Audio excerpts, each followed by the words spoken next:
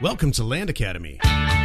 This is the Cash Flow from Land show, where we show you how to buy unwanted vacant land and sell it for more on the internet. I'm Steve Butala. I'm Jill DeWit. We are your hosts.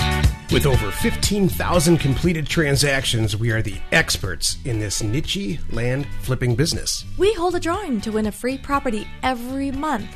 Enter to win by reviewing this show on iTunes and downloading our free ebook at landacademy.com. All right, let's get this show started. Steve Butala here for Land Academy. Welcome to our Cash Flow from Land show. In this episode, Joe and I talk about the best startup ideas and where they come from and why. Jill, I'm excited to share how I came up with this new, I'm excited to share how we come up with new product ideas and share it with the audience, I guess, and how it applies to buying and selling land. But before we do that, as always, let's take a call. Okay.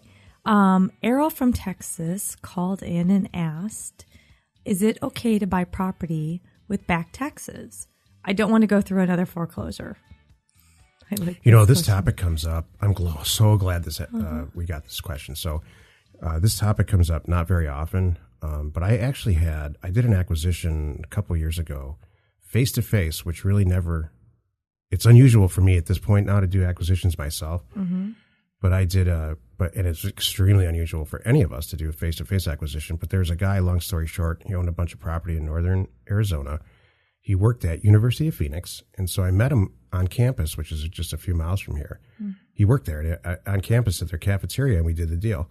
And his reason for selling the property, because we always ask, why are you selling this? Or what his reason for selling is he did not want to go through another foreclosure. So and I chuckled to myself. I think I actually came back to the office and told you about it. But let's get all informed here. Unless you have something to say about this, I'll just knock it out. No, go ahead. You don't, when you own property free and clear like this, and the tax at the back, the property taxes themselves start to accumulate, there's no foreclosure process. Well, there is, but it's not like getting foreclosed on from a mortgage company or a credit card situation where people are calling you all the time. And it's just it's a horrific experience for anyone to go through that. When your taxes are delinquent, your property taxes on a property, there's no debt associated, whether it's a house or an apartment building or anything, the process is exactly the same. The county or the taxing entity, it's almost always the county, sends you a letter, and then a bunch of time goes by. And then they send you another letter, and maybe at best, they'll send you a registered letter. No one ever calls you. They don't care. Mm-hmm. And eventually, there's a foreclosure proceeding that you will not even know about, and they will take the property back. They'll take title to the property. In between that, there might be a tax lien stage, and it's way beyond the scope of this topic. But there's no foreclosure process to go to. The most painful thing is if you ignore your mail. That's as hard as it gets. Mm-hmm. And then you just let it go. Yeah. And it doesn't have So, Earl. There's no ding on your credit. Yeah, there's no like credit score. They're not going to come after you and start garnishing your wages or anything like that. Which could happen. That happens with other stuff, with the mortgage. Mortgage foreclosure and not credit with card this stuff and all that. No, they just take it back. That's a good question. Mm-hmm. I'm glad we got a chance to say that. Well, can I piggyback on this? Absolutely. I have no trouble buying property with back taxes, by the way. That's probably what his real Do your question homework was. ahead of time so you know how much the back taxes are owed on the property, because you want to factor that into your purchase price, because that's something to think about. But that's the only thing I do. And I ask the sellers, and then I check it for myself. Hey, are your taxes current? Most of the time they say yes, but sometimes they'll say no. I'm staring at a bill, and I'm like, all right. So I'll say, well, you owed $500 if it's even that, depending on the property. So now I'm going to offer X because of that and factor that all in, and they get it. What's funny is I probably get deals that way because there's probably properties that no one wants to touch because they're afraid of the back taxes, and I have no trouble with that.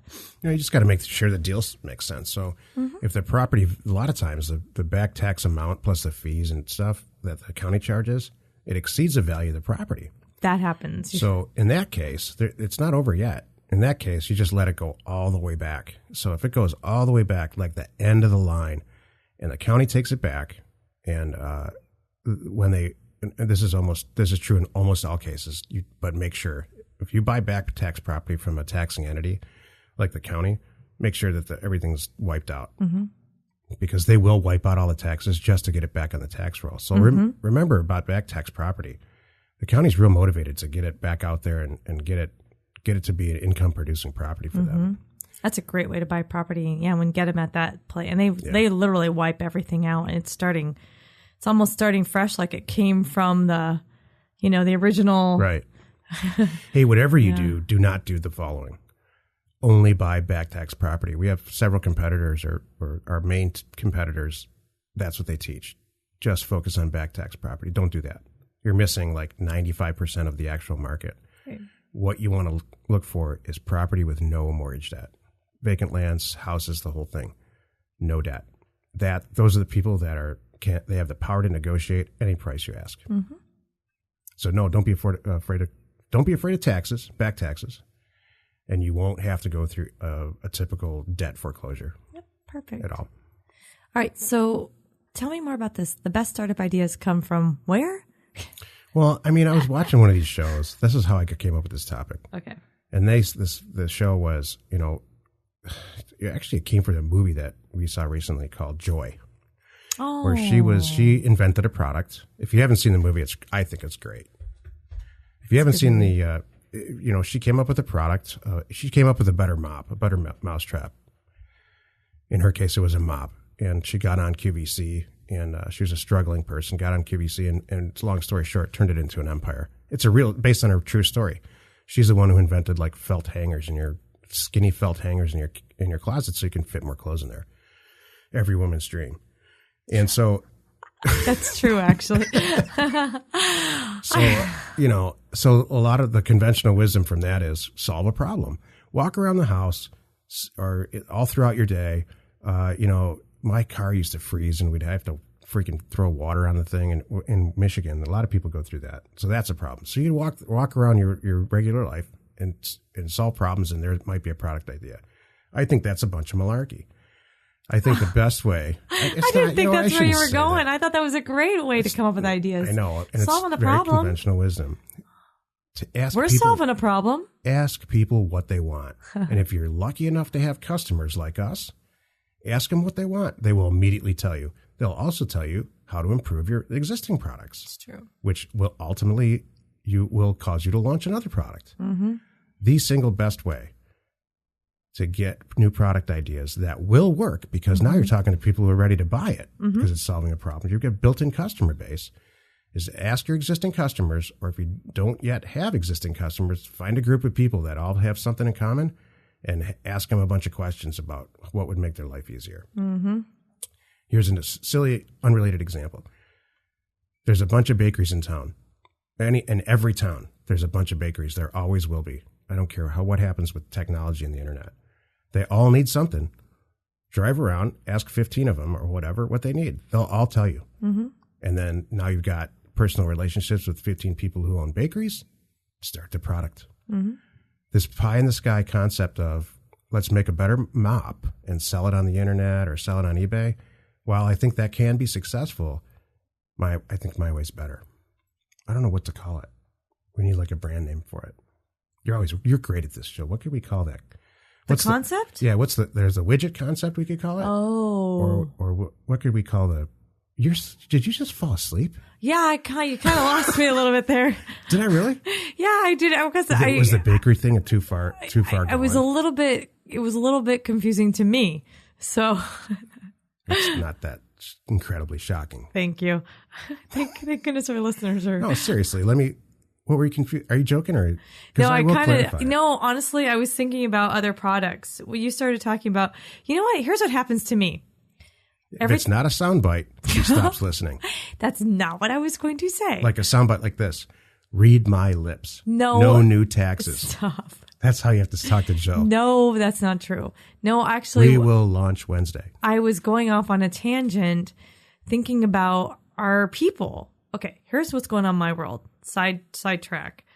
I can't keep up with these orders that we're taking right now for our new data to doorstep that we launched. I am so excited. I can't believe it. it's going so well. And it became from a need from our customers, like you just said.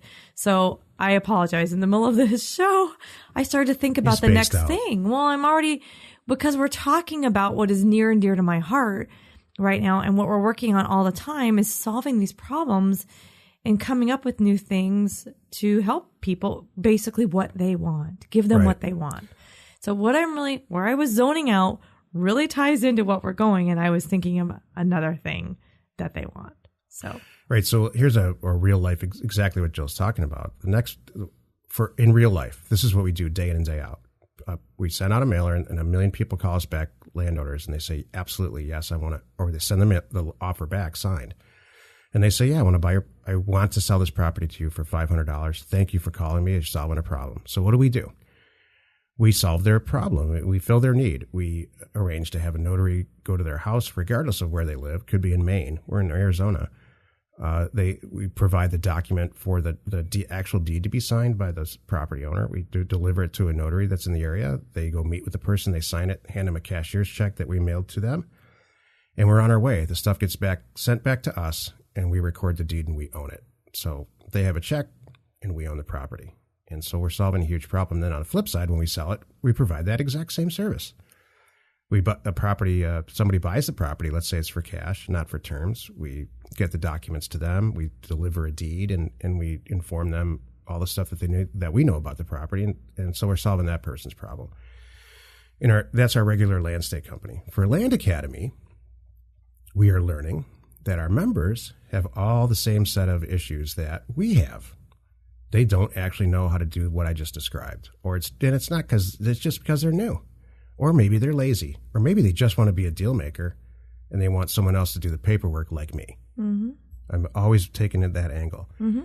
So we're starting it's not anytime soon, but we are going to offer, a very specific skill set of virtual assistant so that we can do the paperwork and arrange for these closings for our Land Academy members for a small price per deal. Mm-hmm. That is how you find a new product because people are begging you for it. Mm-hmm. That's exactly it. This is something I actually learned in college. It's not, if you believe it or not. And that's maybe the only thing I learned in college. I love it. I can tell when you're just done. I am. I've had a tired Tell us a day. story. Tell us a story with something that happened with your family recently. A good, positive, fun story. You always have good family stories. What? You do. Oh. I mean, there's a couple bad eggs, but whatever. You always have good, fun, how's your aunt doing in California? Well, I can talk about kid number 2. This is kind of a cute story. Kid number 2, who wants to start doing he's really into graphics, I found out. But he doesn't have a computer. He needs a computer. So I said, all right, we're going to get you a computer. What do you want? And bless his heart, he came back to me with the base model. I'm like, it's a Mac. And I'm like, because he's all into graphics and stuff, doing them at school. And I said, all right, but is that the right computer? No, that's good. That's good. So I start talking to Steven about it. And so Steven says, no. We need to get him. We need to get him this, and this. So I wrote back to him. I'm like, all right. We are over-equipped in our world. We're over-equipped with the equipment. With the stuff. Yeah, Steven's famous for, which I appreciate. Let's not dink around. You know what? You tape together a lot of things, but you don't tape this together. You got to have the right. If we're going to have equipment and computers, we're going to do that right and buy what we're going to need in 6 months, not what we need today. Right. Which I appreciate. So, kid is so funny.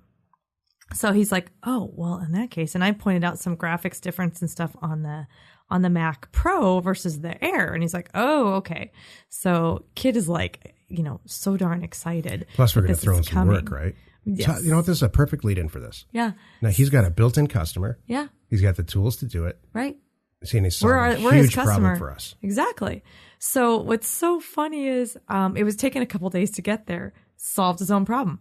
He contacted the shipper and found out he can get it a day early if he went to FedEx and picked it up. That's how excited he is? He's so excited. Yes, he got it yesterday. Did you He's get the texting me. Oh, totally. Is it all that? Oh, yeah. He's all excited. So there's no disappointment? None at all. Are you kidding? No, it's so great. What's so funny is he got out of school and he had a soccer game. So he's like running to FedEx to get this computer to get back to the soccer game. That's awesome. And practice and everything. But he's just so happy and so excited. So, yeah. And and part of this is all coming from, he needed a computer for school, but we need graphics help too. Now that I know that he is all dialed in and he's good. He's already done some little things for me at school.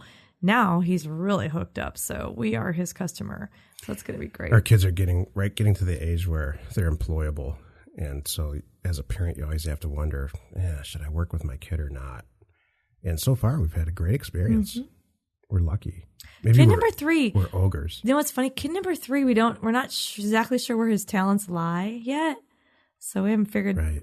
And I don't think he's not old enough, but he's it's interesting. He's at least now starting to say, yeah, no, I don't want to do that. Yeah, at he least knows what he doesn't want. Yeah. Which is a lot more than most people can say. That's true. That's really good. No, I don't like chocolate. Some people have issues with that. My mom doesn't like chocolate. No, I mean just they don't know what they want. It's in this. I keep talking about this book I'm writing called Showing Up. Mm-hmm. But that's one of the in the first part of the book. It's not done yet, but it's about knowing what you want is like 50% of the issue. Mm-hmm. And you are really good about that. And I think you're right. A lot of people don't know what they want. They're trudging through life thinking they know. They think they're going to figure it out. They think it's going to happen at some point, and they're going to go, "Oh, I've arrived. This was it." But it really helps if you know going into it what you're aiming for. I'm going to tell a former employee story. So one time I was this is a lot of years ago, way before Jill, and I'm working with this woman, and we're working on this project, and I'm asking her, so what do you think our customers want? Do they want this, this, this, and this? This is land buying customers long before Land Academy. And we could provide this, and the website should look like this. And she said, I just don't think that many people think that far ahead. And I'll always remember that because I think as far ahead as I possibly can imagine. Don't you? I do. Like retirement years. And I mean, I don't sit there and I'm not stern about it, and put it in a box and it's got to happen this way. But it comes in, I think really far ahead. And that's how I make decisions today. I do, but I don't do it like you. I don't think that as far ahead as you do. That's why I have you. Are you like next week or next month? No, I'm got this whole year kind of figured out. Seriously. That's good though. No, I've got big. I have book goals. I have travel goals. I mean, I have things. There's things that are coming. There's things that are already on the schedule. But I don't think necessarily 5 years down the road as you do. It's kind of vague for me. It's vague for me, but you've got it on paper.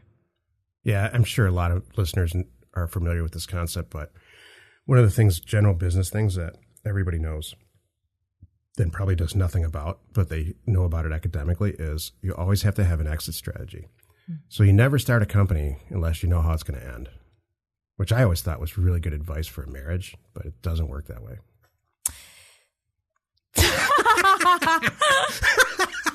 I just was about to say something, and then what the heck? Oh, Stephen. How do I exit this marriage? Wow. As you're walking down the aisle. There's a podcast. Thinking, what's the exit strategy on this? How to go through life and marriage with an exit strategy. Oh my God. That's the title of the show. I'm writing it down right now. Jill, fill the space I'm writing. Wow. That's okay. What I was about to say was I have talked to and in past careers and situations kind of mentored people with that strategy as far as business though, or their career. Like I would always say, think about your career. Where do you want to be in 5-10 years? And let's work it backwards. Okay. You want to be a doctor? All right, fine. We got to work it backwards. Right. You want to be an X? Let's work it backwards. Yeah. That's deconstruction. And it's a different way to say deconstruct what you want, break it down into parts, and then build it back up. Right, but people don't think about it. No, I know. sometimes people, they have to pause and go, oh, well, you know what? And they think they're going down. When you do it that way, it makes sense. If I want to be whatever it is, I want to be a published author. Do I really want to be spinning my wheels over here? Right. Should I be spinning my wheels over here? No, I should be really going down that path, and working it backwards. When you look at it that way, it makes sense. Sometimes when you're going forward, it doesn't make sense. You think that, this could benefit me. You think you're taking on a job, or you think you're taking on a task or a project because it might benefit you in the end. Don't waste your time. Yeah. Go for the things that you know will benefit you in the end. Right. So. I just read I keep plugging this magazine, Fast Company. We have no affiliation at all, but I don't know, for whatever reason, the way that it's written, I just like it because the articles are shorter and they, it's fast. Mm-hmm. And the whole article was about, the number one reason that companies fail. And it's this: the people who own the companies or start them up are working on the wrong stuff. Right. And we're saying all the same thing. Mm-hmm. You got to start 5 years ahead, mm-hmm. look back, deconstruct every little step of the way, mm-hmm. put together a plan about how you're going to, what are you going to work on today to get to that 5-year goal? Right. Instead of, does my website look perfect? That is, I have issues with that specific topic. For you, I thought if it was you look like at our desk. websites, they are by no stretch perfect. True. And it's going to change. Yeah, they will be perfect at some point. Yeah. But that's not how you launch. You don't launch perfect. That's true. It hasn't held us back from doing deals and making money and all that good stuff at all. Right. And what if you don't even have a phone and you only have your cell? You don't have a business line. Who cares? If everything's perfect, if you wait for everything to be perfect, you'll never get anything done. Right. Don't wait to get your office on the lake and all that good stuff. Like you. Yes. I worked for it. I did not start with it. You were in every square inch of that office, Jill. Thank you very much. I'm happy to sit in this hole of a studio while you enjoy the view of the lake. You like the studio. You picked the studio. Join us in another episode where Jill and I disappoint you about your all-important success in real estate investment and in life. It always comes back to marriage. What was that? I'm trying to think. What was the exact line? Oh, exit strategy. Exit strategy. Yeah, it didn't work for me in marriage. Or something about how you apply that to marriage.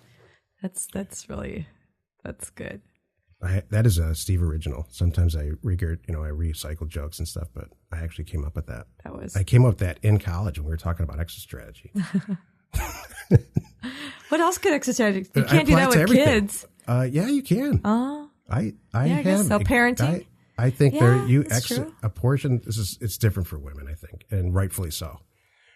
For the record, I love the differences between men and women. I think people get real upset about that, making everybody try to be one gender, which is silly. God, I'm going to get a bunch of phone calls on that. No, I agree with you on this topic. But I think that I like being a girl. I like being a guy. I like that you're a guy. Where the hell is this going? I like everything about you. Exit strategy. Except a couple things. Oh. I'm just completely joking, dude. I'm rattling your thing. Okay. Jill has a very specific requirement about where she eats and what she eats. And you don't know what you don't know what it's going to be. It could change at any given minute. I do not. It could change I'm only while she's eating what she's eating. You know what? It's not true. I'm only like kid number 3 where I just know where I don't want to go. What were we talking about? Exit strategies. Yeah. I can't remember. The kid exiting. So most men I know that the magic 18th birthday there's a big exit in that. Mm-hmm.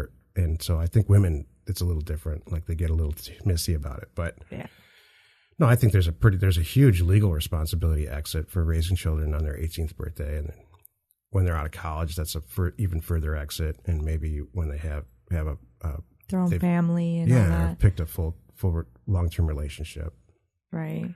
Or made some of those big permanent choices, I mean, you always, as parents, you are concerned about your kids doing well financially or not, making enough money to survive and just be happy. Right. There's exits and all that. I agree. There's a huge exit in buying property. Let's go buy some. We hold a drawing to win a free property every month. Enter to win by reviewing this show on iTunes and downloading our free ebook at landacademy.com. If you want to get involved or you need more information about our profitable, niche real estate operation, call 480-467-0359. You just might get Jill at the other end of the line. landacademy.com. You are not alone in your real estate ambition.